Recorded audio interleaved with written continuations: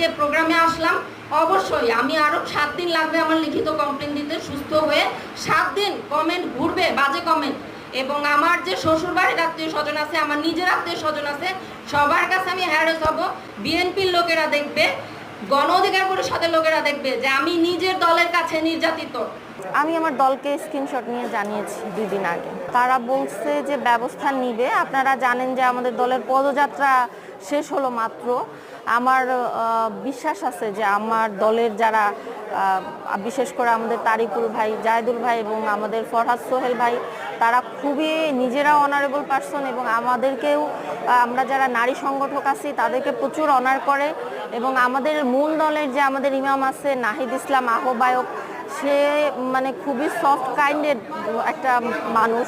নারীদের প্রতি তার ব্যবহার অনেক সম্মানজনক।